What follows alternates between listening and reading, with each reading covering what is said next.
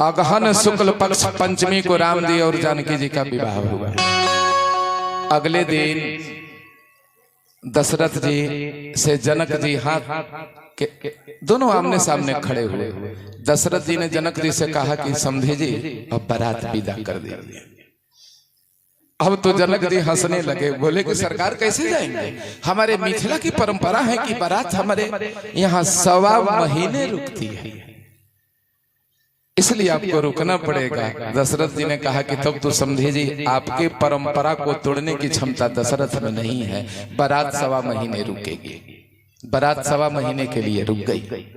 1.25 महीने के बाद दशरथ जी ने फिर कहा कि समझे जी बारात विदा कीजिए। जनक जी फिर खड़ा हो गए, हाथ जोड़े और हंसने लगे कि कैसे जाएंगे, खरमास चल रहा है। होता है ना, अगहन पंचमी के 1.25 महीने बाद की खरमास चल रहा है, कैसे जाएंगे। अब तो खरमास बीतने ही दीजिए। सूरज मकरगत हुए, खरमास बीता और जल्दी ही बसंत पंचमी भी आ गया। होता है ऐसा कभी कभी। बसंत पंचमी आ गई, दशरथ जी भूल गए। बसंत पंचमी के 1-2 दिन बाद दशरथ जी ने फिर जनक जी से कहा कि समझे जी बारात विदा कर दीजिए। अब तो हाथ जोड़ करके जनक जी आगे खड़े हो गए। भराए हुए आवाज में आंखों में आंसू भर के बोले कि समझे जी आपने बड़ी कृपा की हम पर, एक और कृपा कर देते तो मैं अपने आप को भाग्यशाली मानता। क्या? तो अब माघ बसंत पंचमी से भाग का ताल लग गया है। हर बार की होली आप मिथिला में मनाए हैं, अवध में मनाए हैं कि हर बार आप अवध में होली मनाए हैं, अब की बार मिथिला के होली में सम्मिलित हो जाते तो हम अपने आप को सौभाग्यशाली मानते, बड़ी कृपा होती। अब दशरथ जी टाल नहीं सके। दशरथ जी के बातों को दशरथ जी टाल नहीं सके, रुक गए। होली मिथिला में मनी, खूब होली मनी मिथिला में। होली के अगले दिन फिर दशरथ जी ने कहा कि समझे जी बारात विदा कीजिए। अच्छा, एक बार भी दशरथ जी ने नहीं कहा कि दुल्हन विदा कीजिए, एक बार भी नहीं कहा। क्यों? एक बाराती आके दशरथ जी के कान में कहता है कि महाराज आप दुल्हन विदा करने की बात क्यों नहीं करते, सिर्फ बारात विदा करने की बात करते हैं। दशरथ जी ने कहा कि मुझसे नहीं हो पाएगा, क्योंकि एक बार मैंने अपने 2 पुत्रों को कुछ दिनों के लिए विश्वामित्र जी के साथ विदा किया था। तो पुत्र बिछोह का दर्द क्या होता है, संतति बिछोह का दर्द क्या होता है मैं जानता हूँ। और जनक जी तो अपनी 4-4 बेटियां सदा के लिए मेरे यहाँ विदा करने वाले हैं, सो मैं ये बोल नहीं पाऊंगा। कारण जो भी हो, असली कारण तो ये है कि जनक जी की सारी बातें दशरथ जी क्यों मान रहे हैं, इसलिए कि दोनों समधी है। समझे का मतलब जानते हैं ना, विचार समान हो सो समझे, परिवार दोनों का समान हो सो समझे, व्यवहार समान हो सो समझे। लेकिन आजकल विचार समान नहीं, कोई बात नहीं, व्यवहार समान नहीं चलेगा, परिवार समान नहीं दौड़ेगा, कोई बात नहीं। बस जहां व्यापार समान हुआ समधी बन जाते हैं, सौदा जहां पटा वहीं समधी। तो कैसे एक दूसरे की बात मानेंगे। होली के अगले दिन जब दशरथ जी ने कहा कि बारात विदा कीजिए, जनक जी ने कहा कि सरकार मैंने आपको बड़ा कष्ट दिया, आप जब चाहें तब जा सकते हैं सरकार, लेकिन एक निवेदन करना था। क्या? तो दामाद जी का हैप्पी बर्थडे आने वाला है। तो जनक जी के दामाद जी का हैप्पी वाला बर्थडे कब आता है, दीदी लोग से प्रश्न है। जनक जी के दामाद जी का हैप्पी वाला बर्थडे कब आता है? बहुत बहुत धन्यवाद बाबू, बहुत बहुत। इधर से आ गया रामनवमी, चैत्र शुक्ल पक्ष नवमी। जनक जी ने कहा कि दामाद जी का जन्मदिन मना लेते तो बड़ी कृपा होती। अब तो दशरथ जी प्रसन्न हो गए कि कितना प्रेम करते हैं, कि दामाद का भी जन्मदिन मनाना चाहते हैं, टाल नहीं सके, रुक गए और राम जी का जन्मदिन मनाया गया। कैसे मनाया?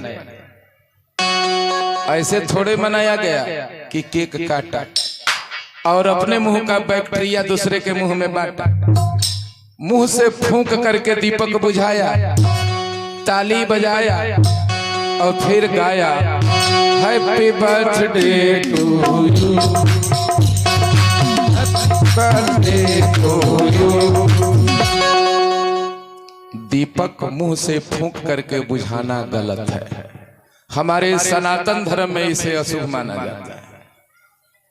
हम लोग तो कोई भी शुभ कार्य दीप प्रज्वलित करके करते हैं। दीप जानते हैं कब बुझाते हैं?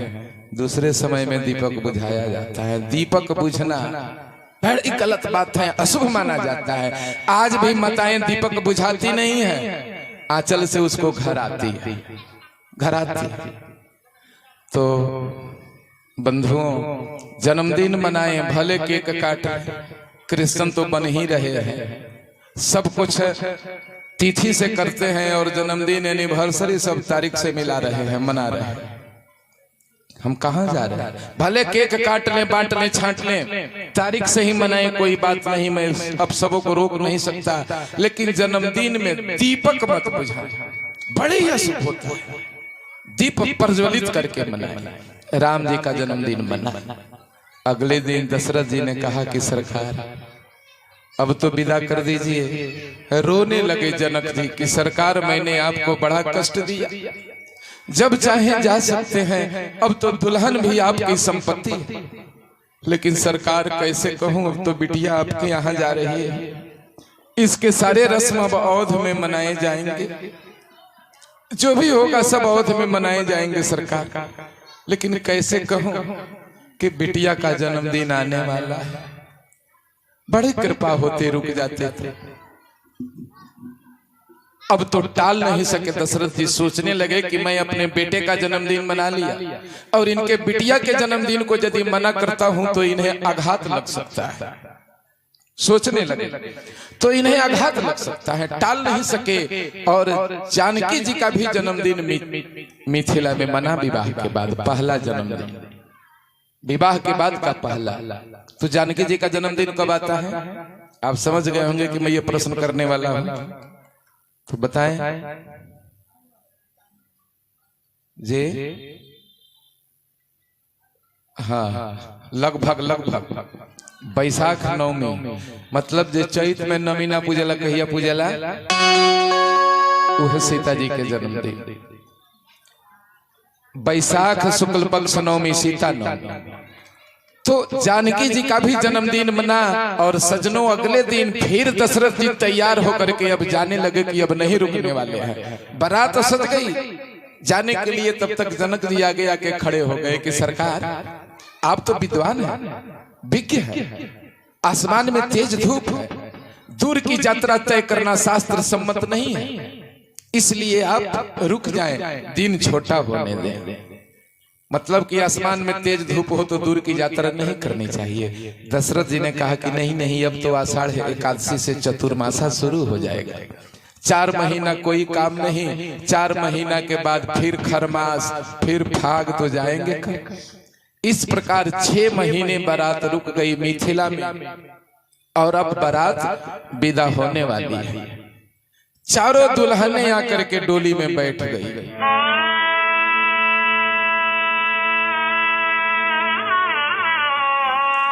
जनक जी को ढूंढा जा रहा है, जनक जी कहीं नहीं मिल रहे थे, चारों तरफ ढूंढा जा रहा है, मिल ही नहीं रहे हैं। क्यों नहीं मिल रहे हैं? क्या कहें, बिटिया जब जाने लगती है ना तो पापा दरवाजे पर नहीं होते, पापा को दूसरे के दरवाजे से ढूंढ करके लाना पड़ता है। इसलिए लाना पड़ता है कि बेटी के इस प्रश्न का उत्तर पापा के पास नहीं होता कि पापा मैं छोटी से बड़ी हो गई, पापा की निगाहों में, ममता की बाहों में कुछ दिन और रहती तो क्या बिगड़ जाता, पापा मैं छोटी से बड़ी हो गई। पापा तो यही चाहते हैं कि छोटी ही अच्छी लगती हो, बड़ी नहीं हो जाना बेटी, घुटनों के बल चलती रहना, खड़ी नहीं हो जाना बेटी। जब जनक जी आए तो देखते हैं कि चारों दुल्हनें डोली में बैठी हैं और राम जी और लक्ष्मण जी को घेर करके मिथिलानियां कह रही है, क्या निवेदन कर रही है, हाथ जोड़े खड़ी है और कह रही है, ए पहुना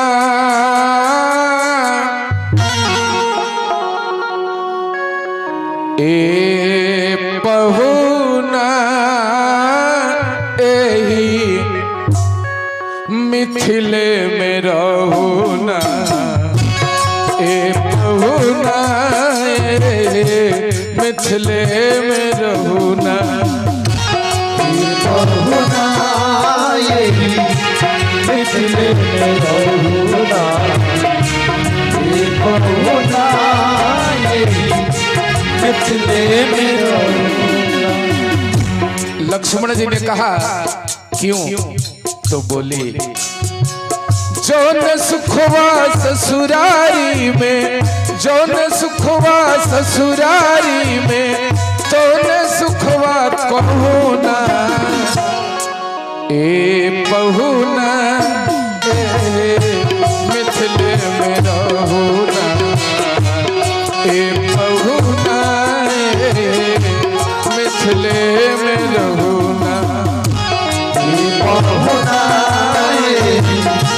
मिथिले में रहुना, पहुना मिथिले में रहुना। लक्ष्मण जी ने कहा रुक जाएंगे, लेकिन फायदा तो बताओ, रुकने से लाभ क्या होगा? सखियों ने कहा कि सरकार आपको ज्यादा फायदा नहीं होगा, ज्यादा फायदा आपके बड़े भैया को होगा। क्या? तो बोली कि आप गोरे चिट्टे हैं, आपके भैया सांवले हैं, उनको फायदा होगा। क्या? तो बोली रोज सवेरे उबटन मली मली इतर से नहवाइब, रोज सवेरे उबटन मली मली इतर से नहवाइब, रोज सवेरे उबटन मली मली इतर से नहवाइब। एक महीना के भीतर करिया से गोरे बनाइब, एक महीना के भीतर करिया से गोरे बनाइब, एक महीना के भीतर करिया से गोरे बनाइब। झूठ कहत ना पानी तनिको हो, झूठ कहत ना पानी तनिको, मौका एगो देहुना, ए पहुना मिथिले में रहुना, ए पहुना मिथिले में रहुना, पहुना मिथिले में रहुना, ए पहुना मिथिले में रहुना।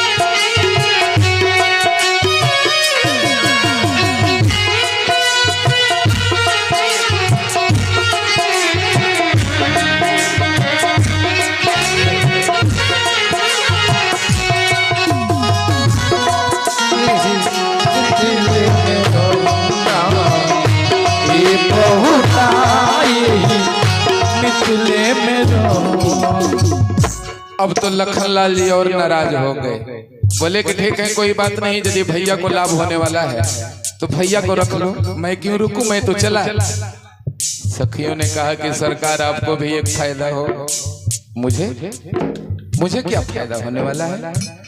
तो सखियों ने कहा कि सरकार आप गोरे चिट्टे तो बहुत है, लेकिन बड़ी दुबले भी है, जिसके वजह से आप बराबर गुस्साते रहते हो। तो आपको ये फायदा होगा, नित नवीन मन भावन व्यंजन पर सब कंचन थारी।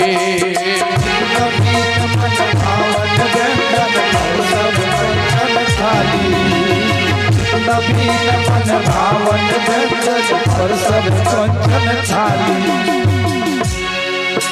स्वाद भूख बढ़ जाई सुनी सारी सरहज के गारी। स्वाद भूख बढ़ जाई सुनी सारी सरहज के गारी। स्वाद भूख बढ़ जाई सुनी सारी सरहज के गारी। बस आपको ज्यादा परेशान नहीं करेंगे, थोड़े से चिरौरी कर लिया करेंगे। नित दिन तो हंस करब चिरौरी हो, नित दिन तो हंस करब चिरौरी। दोसर कुछ लेहू ना ए बहुना ए मिथिल में रहुना ए बहुना ए मिथिल में रहुना ये बहुना मिथिल में रहुना।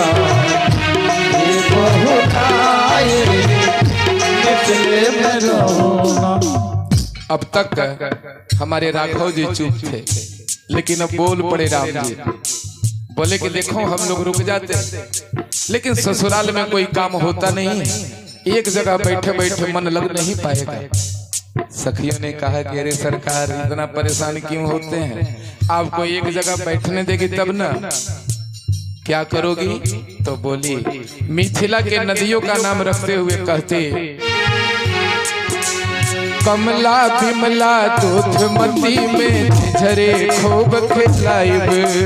कमला बिमला दूधमती में झरे खूब खिलाइब। कमला बिमला दूधमती में झरे खूब खिलाइब। सावन में कजरी गा गा के झूला रोज झूलाइब। सावन में कजरी गा गा के झूला रोज झूलाइब। सावन में कजरी गा गा के झूला रोज झूलाइब। राम जी ने कहा झूला झूलाने के लिए सावन में तुम तो बगिया में लेके जाओगे, सावन का पुरवा बड़ा दर्द देता है। सखियों ने कहा कि कितना भी पुरवाई क्यों न बहले, इसका भी उपाय है हमारे पास। क्या? तो बोले पवन देव से करबनी हो रहा, पवन देव से करबनी हो रहा। धीरे धीरे बहुना ए बहुना मिथिल में रहुना ए बहुना मिथिल में रहुना। ये बहुना मिथिल में रहुना। ये बहुना मिथिल में रहुना। ऐसा सखिया क्यों करती हैं आखिर, क्यों? इसलिए सबको रोकना चाहती है। मोहिल लखिन सजनी मोरा मनवा कहूनवा राधो। मोहिल लखिन सजनी मोरा मनवा कहूनवा राधो। फिर राम जी से सखियां कहते कि सरकार अब देखे मीठा मजाक करते हैं, कितना मीठा मजाक करती ससुराल में। कहते कि सरकार क्या आपके माता जी ने आपको नहीं बताया कि ससुराल में किसी की बात नहीं टाली जाती? वैसे भी आप तो दयालु हो, कृपालु हो, सबकी सुनते हो। कहते हमर निहोरा रघुनंदन से माने या न माने, हमर निहोरा रघुनंदन से माने या ना माने, हमर निहोरा रघुनंदन से माने या ना माने। पर ससुरारी के नाते प्रताप के आपन जाने, पर ससुराली के नाते प्रताप के आपन जाने, पर ससुराली के नाते प्रताप के आपन जाने। मैं आपसे फिर एक प्रश्न करने वाला हूं, लेकिन मजे की बात है उत्तर पहले बता रहा, बाद में प्रश्न करूंगा। फिर सखियां कहती, अब देखे मैं उत्तर बता रहा हूं, फिर सखियां कहती कि सरकार यदि आप नहीं मानते हैं तो हम एक दाव खेलेंगे। एक दाव खेलते हैं, इस दाव में या तो आप जीतोगे या हम। तो सरकार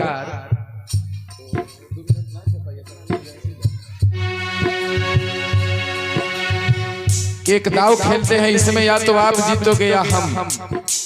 तो सरकार यदि हम जीत गई तो आपको मिथिला में रहना होगा, लेकिन यदि आप जीत गए तो हम सब आपके साथ अयोध्या में चलेंगे।